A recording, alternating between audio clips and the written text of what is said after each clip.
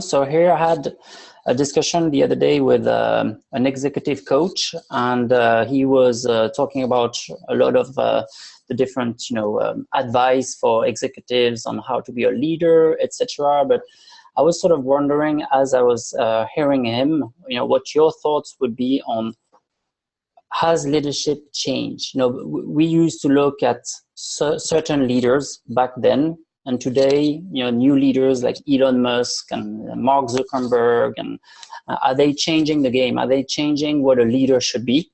And what does it mean for the CEO today? Should he be looking around him, and potentially, asking his leaders, to be change, or, what are your thoughts there? What's the good management style to drive innovation today?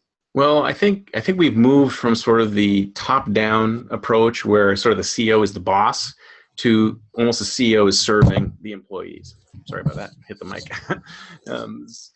The CEO is serving the employees. So it works the other way around. So like you don't have that sort of top-down Steve Jobsian kind of thing where this guy is sort of like the cult leader of the company. It's more of a, so what can you bring me? What can my employees do to help move this company forward? So even though, somebody like Mark Zuckerberg or Page and Sergey Brin over at Google, they've founded the company. They've let a lot of their employees sort of step into important roles. And like I was mentioning before, innovative companies can actually look at completely changing their organizational structure in order to become more of a network and leverage the sort of collaborative, collective approach of the individuals within the company, as opposed to being that sort of top-down management style. We're going to tell you how things are going to be. So the vision doesn't come from the top anymore. The vision is sort of a shared collective vision that sort of almost bubbles up from the bottom. And that makes it even more powerful because sort of like all these people who are working in these companies, they feel like they're part of a vision as opposed to,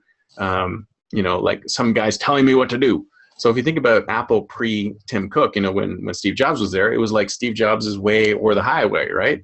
And now it's more like, everyone, if you look at someplace like Facebook or Google, where, almost every good idea bubbles up and gets into the minds of the executives. I mean, you don't see Mark Zuckerberg going in and say, we're going to do this. We're going to say, he goes, give me your ideas. Tell me what you guys want to do.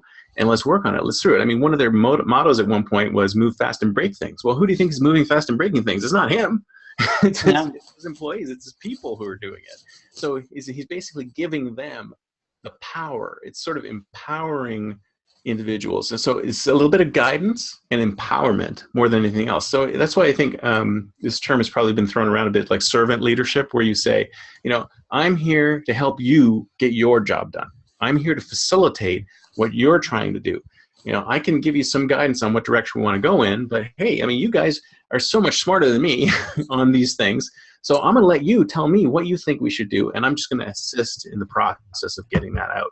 And I think that's kind of where these things are moving more towards. So somebody like Elon and someone like Elon Musk and Mark Zuckerberg, they're more spokespeople for the company than like sort of a raw leader. It's the same for Richard Branson too. I mean, he's got some of his great ideas, but a lot of those things bubble up from his people, right? So it's not the top down. The top down thing doesn't fly anymore, as far as I'm concerned. That's very interesting.